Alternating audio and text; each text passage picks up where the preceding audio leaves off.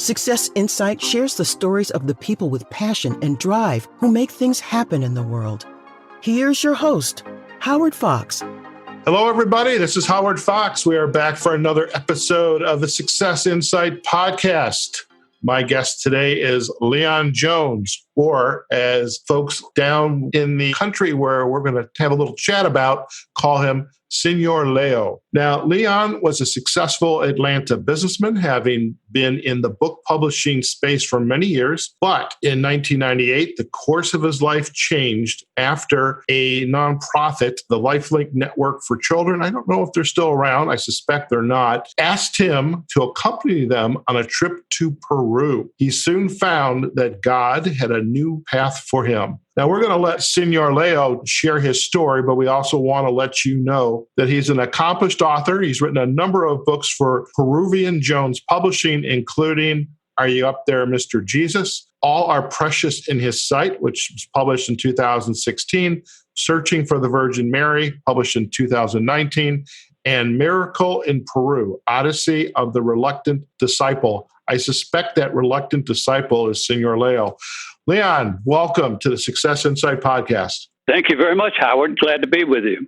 I was so glad when you called the other day. Just the idea of wanting to talk about the books that you published and the travels. And when you said Peru, I have to share, in the spirit of full disclosure, I'm a coffee lover, and I love roasting my own coffee. And literally, this week, I broke open a bag of green coffee beans to roast, and they're from Peru. So there's got to be something, some karma at play here. So I really want to thank you for your time, and I want to hear this story. So, you were in the publishing business, and kind of tell us, how'd you get down to Peru? Let's hear what this is all about. Well, Howard, in 1998, in addition to having my publishing company, I also did freelance editing, and I was making more money than I ever made in my life, but I was not happy, and I wanted to have some happiness. Now, at the time, I was going to a Unity church, and the woman minister there, I had some tapes, and she concentrated on telling us to find your bliss, find something that makes you happy, and then go for it. At the same time, Howard, I was reading a book by Deepak Chopra called The 7 Spiritual Laws of Success. And I wanted to be happy. I wanted to be really successful, not just in making money, but in life in general. So I started working the steps of this book. And so when Pierre, a friend of mine, came to me one day and said, Leon, I belong to a group called Lifelink Network For Children, and we want to go to Peru to ascertain the needs of Indian children in 3 separate towns. The mountain town of Ayacucho, also another mountain town of Cusco, which is the capital of the Inca civilization, and also to a jungle town in Iquitos. And I was reluctant to go. I had things to do. So the reluctance was just, I'm too busy, too many things I got to get done. Yeah, I had to make some more money, Howard. I wanted to make more money. So what I did is I reluctantly went, but I was determined not to enjoy myself. So when we finally went to Peru, the first time we visited was Ayacucho, and the people were friendly and they were poor and blah, blah, blah. And one day on the trip up the mountain, we were in a private bus, and the group had started to bond. And everybody had a nickname. One lady she was a CNN reporter, and because she was familiar with a country western singer, they call it Yahoo. Mm-hmm. And my friend Pierre, who was a retired judge, they called him the Judge. And someone asked Pierre, what about a nickname for Leon? Then there was silence on the bus. Mm-hmm. And finally, Pierre said, let's call him Grumpy. And the bus exploded with laughter. But I persevered, and we spent some time up in the mountains working with the Indian people there. And the next day we went to Cusco. So it was while we were visiting an orphanage in Cusco, and I saw how poor those girls were. I don't think we realize here in the U.S., we look at, I live in Chicago, you were living in Atlanta, and you're somewhere else in the United States as we're having this conversation today. Right. And there are poor areas here in Chicago, and it doesn't take me but 5 minutes to get to one of those areas. And Mm-hmm. we look at it, perhaps we thumb our nose at it, we try to avoid it, don't think about it. But just going into Peru, I mean, I'm sure there's some wealth there, perhaps in the hands of a few, but for the most part, Right. this is a country where perhaps wealth hasn't extended all the way, in the big cities out to the countryside, into the mountains. So it would be considered a poor country, I would suspect. It is a poor country, and especially the jungle part of Peru. But getting back to what I was talking about before I became emotional, we visited with the girls at this particular orphanage, and I began to bond with the group. And so I told the doctor in charge of the group, I said, look, when we get to Iquitos, I want to be part of the group now. I know I started off on the wrong foot, but I want to do something to help these kids.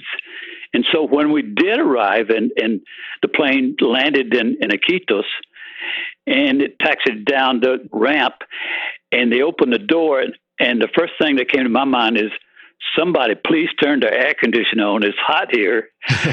And during the drive down through Iquitos, I noticed that the poverty was all around. And it reminded me of several photographs I'd seen in a National Geographic years early of various people. And on the left-hand side of the road, it was just poverty. On the right-hand side of the road, I would see kids playing, barefooted kids playing with a soccer ball etched in at least a dozen places. And so we went on into town and then got ourselves a hotel room. And to the trip, while we were in Iquitos, Howard, every time we went somewhere, the doctor gave me the job of taking care of the medicine and label it and handing it to her when she needed a certain medication. And so I enjoyed that. And one particular part of Iquitos is very poor.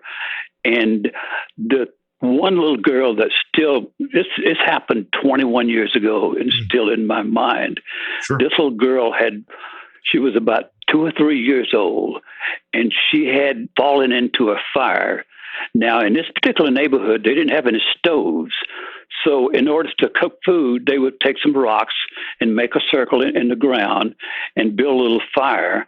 They'd heat their food, to cook their food that way. She had fallen into the fire and burned her arm and cried for 2 days because her mother did not have any money for medication. And so she took care of that, and it was just an amazing trip. Can't even imagine having an injury, not being able to do something about it. I'm curious, poor, yes. Happy? Were they happy? Howard, when they had enough to eat and when they weren't sick, they were the happiest people I've ever seen in my life. They were just happy, good, friendly, happy people, happy-go-lucky. They think about the present. When you live in an area that's very poor, you think about the day because death is just around the corner. Gotcha. You don't think long terms. You think about that particular day.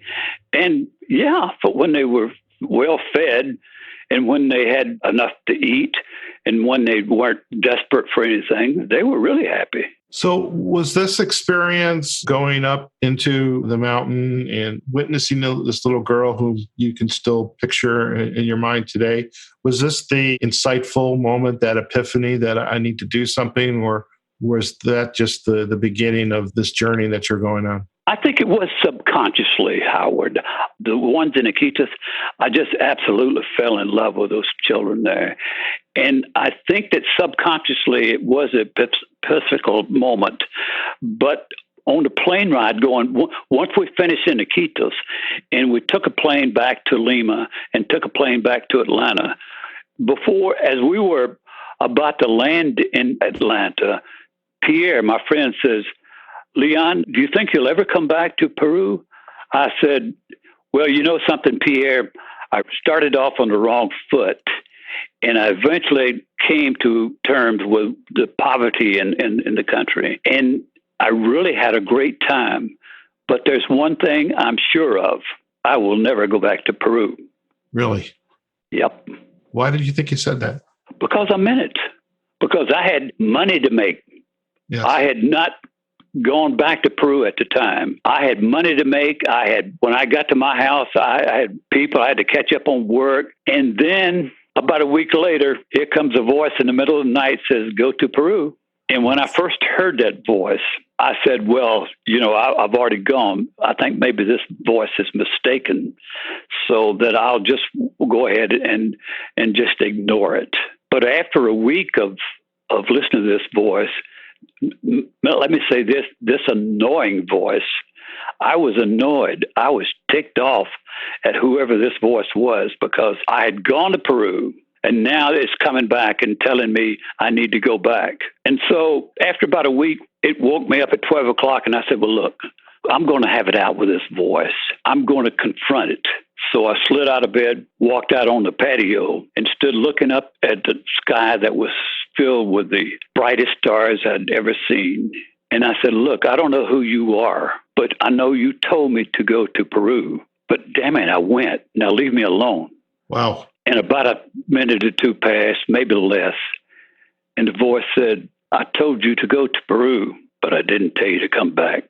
That's Howard, a burning bush moment. Is it ever? Is it ever? And so as a result of that, 2 days later, I called my friend Pierre and asked him to drive me to the airport. I had 2 suitcases full of medicine, clothes, and toys. And I only had 2 suitcases because that was all they would allow me. And I got on a Delta flight, and as the plane lifted off and soared up into the sky and circled and headed south for Peru, I had no idea, Howard, what I would do when I went down there. No idea where I would live. No idea what I would do. Not only that, I think I was the only person in my class at Georgia State University who flunked Spanish 102.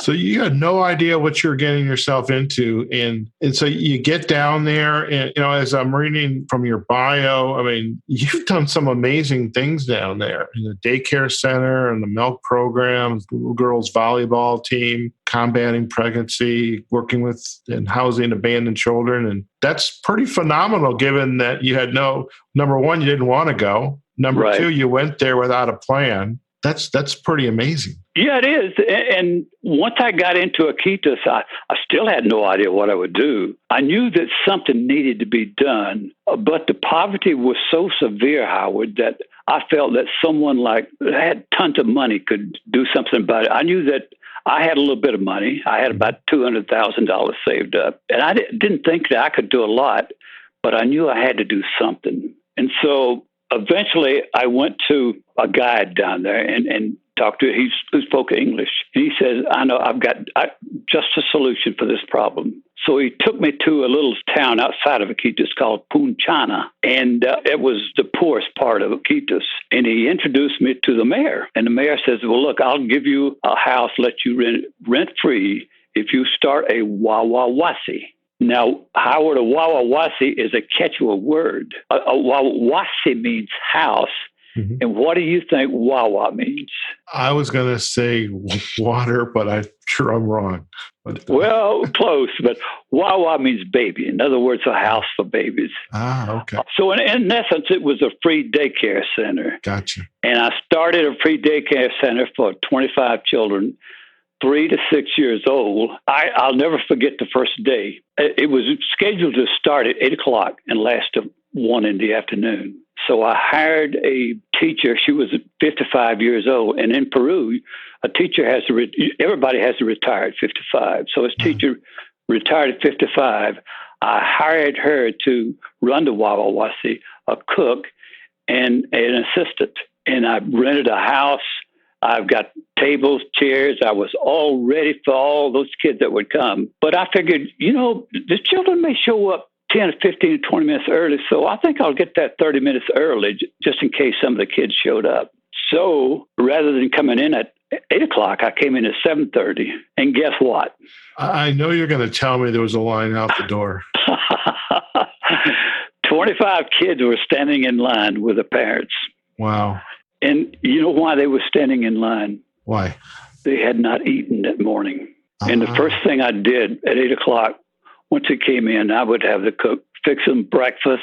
They would have breakfast, and those kids just devoured that food. I love sitting there and watching them eat. And after they ate breakfast, we'd have a little time, you'd rest a few minutes, and then the teacher would teach them their ABCs. And she would teach them a song. It's called the Butterfly Song. Mm-hmm. And what this song is about a mother who had made a cake, set it in the kitchen on the table, and opened the window so that air would come in and cool off the cake. And a big old butterfly came in and began nibbling on the cake. And the kids enjoyed singing that song. And as they sang that, they would take a broom and pretend like they're the mother and chasing that butterfly around so he wouldn't nibble any more cake. And some of the other kids would pretend to be butterfly, flapping their arms like butterflies and running from the child who was shooing them away. So that was always funny. After that, they would have a little rest area, and at about 10 o'clock in the morning, I would have cookies for cookies and milk. And so you just imagine you're a child who probably had one meal a day, and suddenly you go into a place, have breakfast at 8, 10 o'clock, you get cookies and milk, and then 12 or 12:30 you eat again. Those kids were in hog heaven. A question that's starting to bubble up is, having a breakfast and cookies and milk and lunch again here in Chicago and Atlanta, not expensive, not cheap either. That is, if you don't go to Starbucks and places like that, with all due respect to Starbucks. To keep this up day after day, you said, you had whatever the dollar amount was you had in your bank. I mean, it cost money to keep that up. It did. Plus provide other services. And so talk a little bit about that. How were you able to sustain this? Well, I did it mainly with my savings. And I've got a friend, and I'm calling to you from Franklin, North Carolina. She lives in Franklin, North Carolina. She's from Ohio. Her name is Kathy Ratcliffe, and she has been a staunch supporter of my work since I've been down there. As a matter of fact, 18 years ago, she came down and visited with me at the Wawa Wasi. And let me tell you an interesting story about what happened at the Wawa Wasi. When she came down, actually 40 kids came. Some days there would be more than 25 children, and some days 35 or 40 would show up. And you can't turn them away, Howard. So what you do is you put more water in the soup. And this little, matter of fact, she was just a year and a half old, and she wasn't even old enough to officially attend a Wawa Wasi. And she was crying. And Kathy went over and picked her up, going to soothe her. And she wet all over it. She peed all over. And Kathy still remembers this incident with fondness. Amazing. So this time down there, I mean, many years ago, late 90s, 1998, 99, starting this, how did this experience and these stories, the Epiphany, how did those begin to translate into writing of the books? I figured we mentioned you wrote a couple of books, so let's talk a little bit about that. But I want to share the story. And what was that like? What was the first book that you began to put this down on paper? Well, it's a Miracle in Peru, and I just did it as something to do because a lot of times down in Iquitos, there's no electricity and sometimes a radio doesn't work. You don't have any radio, and you have to entertain yourself. And so a little at a time, I would write little incidents, mainly just to keep myself busy. Eventually became a book, and I decided to name it Miracle in Peru, Odyssey of the Reluctant Disciple. A friend who owns a bookstore in Atlanta, she told me, she says, you should call it The Reluctant because you were reluctant to go. Exactly. And I decided to call it The Reluctant Disciple.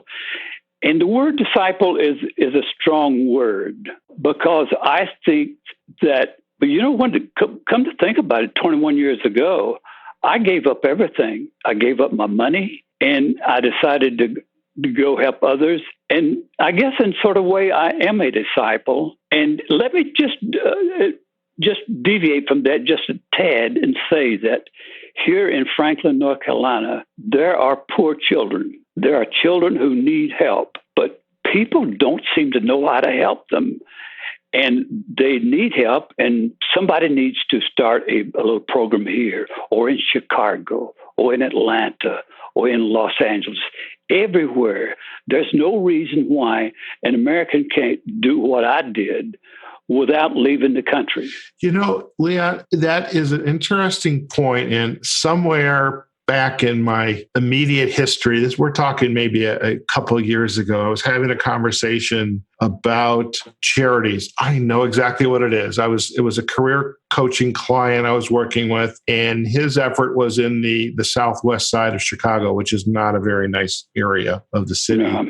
And which was exactly what you just said, focus on local. There are people here that need a lot of help, whatever that might be, education, food, medicine, access to healthy food, not the potato chips and the candy bars and sugar water. But there's this mentality of feel-good mentality is I'm going to give a donation, and that donation goes over to some other country. And that's fine. That's fine. But there's still a huge need here. But the feel-good mentality is, I'm doing something. That's not enough. Yeah, let me tell you about the article I read years and years ago, written by a well-known psychiatrist from Chicago. And he had a woman patient who was depressed. Actually, she probably had just had too much money and just wanted to go see a psychiatrist. And the psychiatrist, he perceived that. And after working with her for about a year or so, he says, let me tell you something. You're depressed. Let me tell you something that will 100% cure your depression. She said, what is that, doctor? She was all excited. He says, get in your car, drive across the railroad tracks, and find somebody who needs help and help them. And I can tell you from my own experience in Peru that once you help somebody who needs help, it is a wonderful experience. There are people in Chicago, even the small towns like Franklin or all over this country who need help desperately. And there are people who are depressed. You get every person in the United States who's depressed and go across the railroad tracks and find somebody who needs help and help them.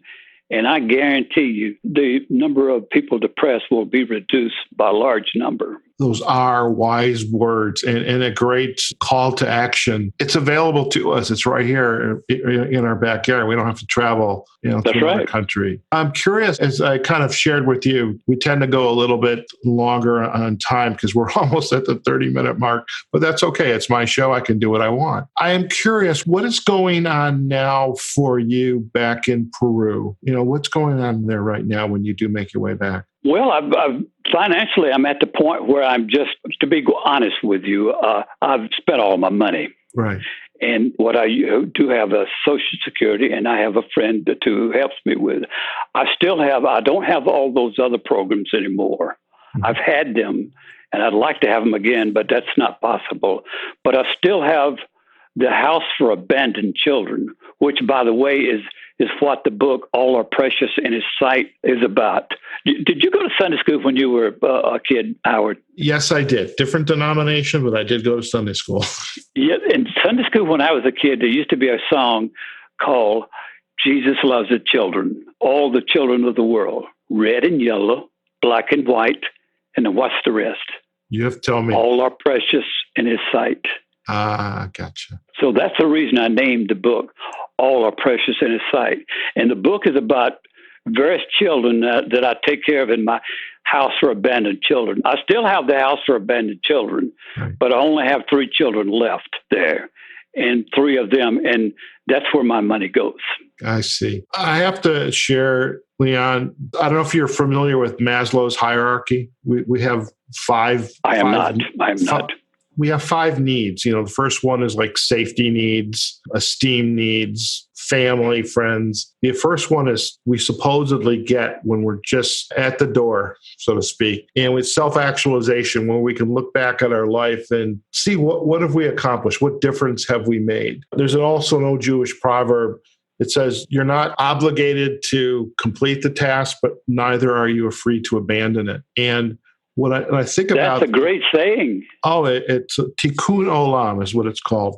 And I have that hanging on my wall. And what I love about your story is you had this epiphany, that voice, that burning bush, God speaking to you. And you went out, you made a difference. and the people's lives, and make, that little girl that you saw, all the people whose lives you've made a difference. And so looking back, I mean, that's incredible. It's incredible. And, being able to share the story in the books and is incredible as well. And it's wonderful to be able to give this kind of a gift to our listeners and to the people who we hope will kind of want to learn more about you and your work. And who knows, maybe somebody's path will want to shift as a result of listening to this conversation. If I could just persuade just one person to not leave the country, but just go on the other side of the tracks and help somebody, then it's worth it. Excellent. And there you have it. To our listeners, you've just been challenged by Senor Leo here. Get up, go walk on the other side of the tracks, drive on it, bike on it, but make a difference in people's lives. There's opportunity there right in front of us. Leon, if our listeners want to learn more about you and your work, where is the best place for them to go and find you? I'm on LinkedIn, and also I have a website called PeruvianJones.com, and I post 3 days a week. I post various things about Peru, but tomorrow I've got a absolutely fascinating article that I'm going to write about. As a matter of fact, I've already written. I'll post it tomorrow that I think people will find interesting. That's fantastic. And to our listeners, we're going to provide a link back to the webpage, which includes the blog. I do want to share, Leon's writing is phenomenal. The stories are great. You've got to check this out. Leon, thank you so much for spending time on the Success Insight podcast, sharing this amazing story and the journey that you've taken, sharing a little bit about the books. And we're most definitely going to share links back to the books on Amazon. And I'm actually really anxious to pick up a copy of Miracle in Peru because, just the idea of the firsthand account of being down there and the culture and the experiences. And it makes me want to go to Peru for the first time even more. I know I was close, but not close enough. But thank you so much for spending time out of your day with us. Thank you, Howard, and God bless you. Okay, folks, we've just been chatting with Senor Leo, Leon Jones. He is a really just kind of an amazing story of his journey down to Peru and thinking about the difference that he made for the communities down there, and gave us a great call to action. If we want to make a difference, we can do that closer to home as well. Do go out to his website, PeruvianJones.com. We'll provide a link on our show notes as well. And make sure you check out his books on Amazon. We'll provide the links back to books such as Miracle in Peru, Odyssey of the Reluctant Disciple, as well as All Are Precious in his site. Really just a great story, and we're so glad Leon was able to spend some time with us today. So wherever you are, whatever you're doing, go out there, have a phenomenal day, and make a difference. Take care now. We'll see you on the next episode of the Success Insight podcast. Success Insight is a production of Fox Coaching and First Story Strategies. Find us online, successinsightpodcast.com.